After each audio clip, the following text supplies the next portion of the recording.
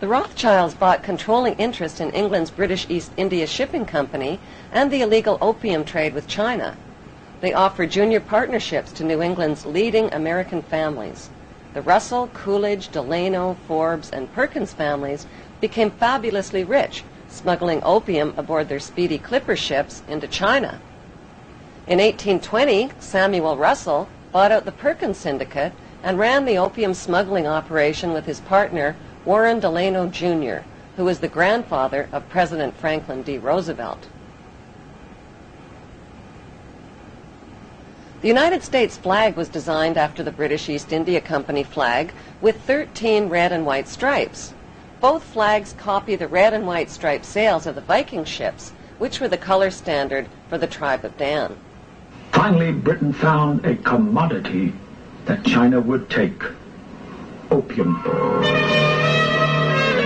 Imported from India. Just a few chests at first, and then thousands. When the Chinese authorities tried to stop the opium trade, the British sent in their gunboats.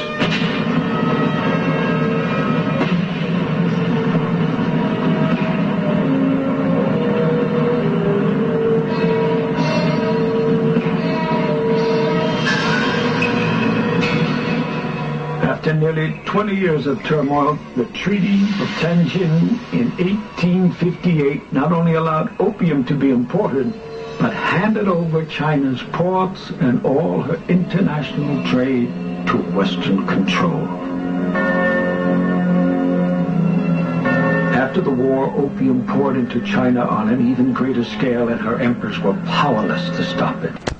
In 1842, the British stole Hong Kong from China in an opium drug deal called the Treaty of Nanking. The Russell family, who controlled the U.S. arm of the Rothschild drug smuggling operations, set up the Skull and Bones fraternity at Yale University. America's big money families formed the fraternity's inner power circle.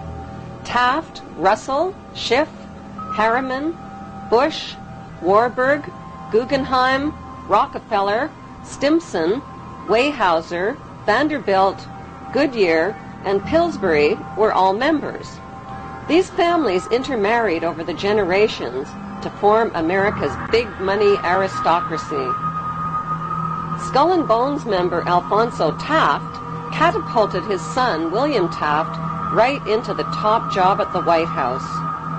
President Taft's 17th Amendment to the United States Constitution guaranteed the right of big money insiders to hand-pick senators and buy control of the United States Senate.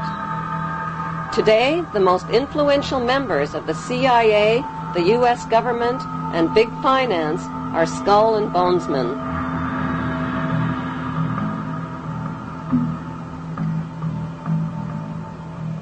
The Skull and Bones Brotherhood is rooted in Jewish Kabbalism and in European Freemasonry, which practices similar death and rebirth rituals. Freemasons are blindfolded, symbolically slain with a noose around their neck, and lowered into an open grave. Once raised from the grave, they must look towards a light called the morning star. The Latin translation for morning star is Lucifer. The phoenix bird and double-headed eagle are important symbols in Freemasonry. In Egyptian mythology, the phoenix bird is a god who rose to heaven in the form of a star like Lucifer after his fire immolation of death and rebirth. Death and rebirth themes in satanic witchcraft are marketed to youth in movies like Harry Potter and Lord of the Rings.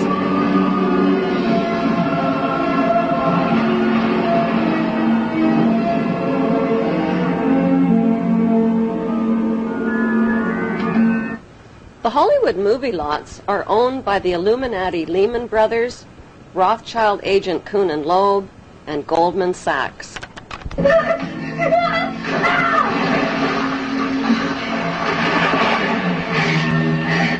Freemasonry has a pyramid structure. The highest level is a 33rd degree Mason. Solomon's Temple in Israel was located at the 33rd parallel. Most Masons remain at the 3rd degree and provide a cover through their community charitable activities. The Illuminati at the top of the pyramid is the all-seeing eye. At the bottom are the unthinking, hard-working, law-abiding, tax-paying, God-fearing debt slaves called the Goyim, or sheep. Giuseppe Mazzini of Italy was a 33rd-degree Mason who replaced Adam Weishaupt as head of the Illuminati in 1834. Mazzini was a member of the Italian Carbonari and created the Mafia's blood rituals and secret oath. He gave the dreaded Cosa Nostra the name Mafia.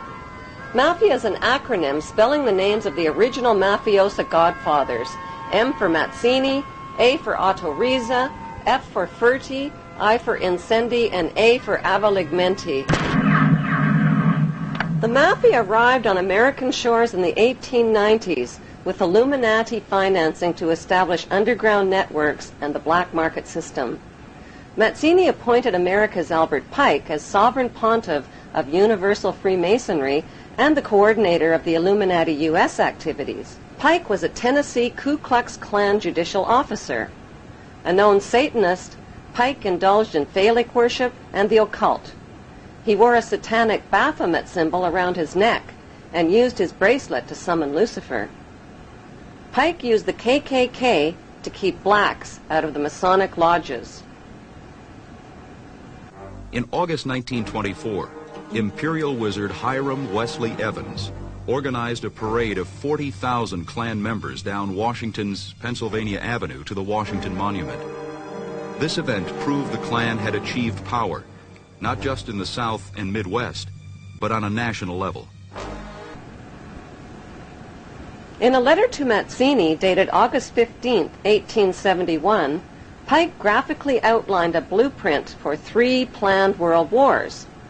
World War I would weaken, topple, and destroy the powerful Tsarist government in Russia. World War II would pit Great Britain against Germany, destroy Nazism, and create the Zionist State of Israel. World War III would be ignited by fueling aggression between the Zionists of Israel and the Arab world, who would eventually destroy one another. Social, political, and economic chaos would then force the masses to accept one world army and one world government ruled by the Illuminati. In Pike's famous Masonic guidebook called Morals and Dogma, he writes, "Lucifer, light bearer, strange and mysterious name to give to the spirit of darkness. Lucifer, the son of the morning, is it he who bears the light? Doubt it not."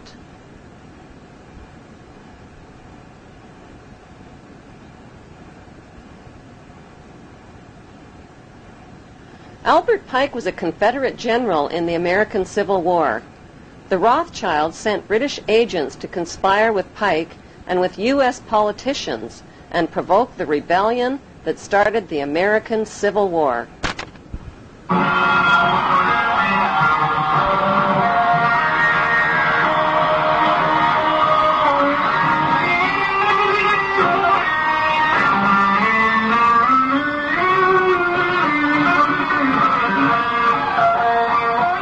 The Rothschilds, whose massive fortune had been built on provoked wars and war loans, offered loans to both sides of the Civil War at 24 to 36% interest. When President Abraham Lincoln tried to stop the loan sharks by issuing greenback dollars interest-free, a gunman with European connections named John Wilkes Booth shot him down in cold blood.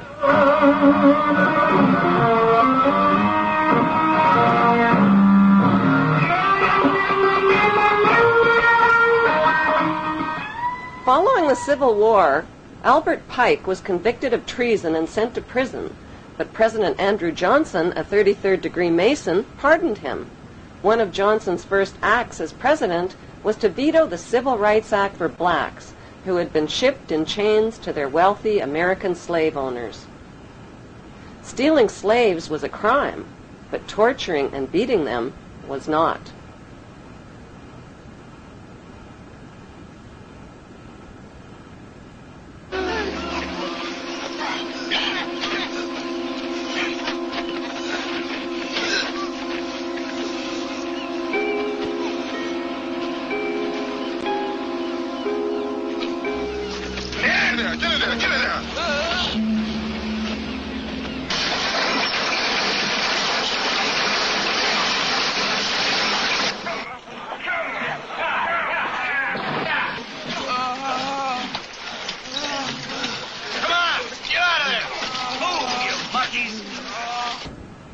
A statue of Albert Pike, a convicted traitor, Satanist, 33rd degree Mason, and Ku Klux Klan racist, stands today in the heart of Washington, D.C. On the opposite side of America stands an honorary statue of Giuseppe Mazzini, the Illuminati Mafia boss who put the letter M for Mazzini into the name Mafia. Close by is another statue donated by the French Grand Orient Temple Masons,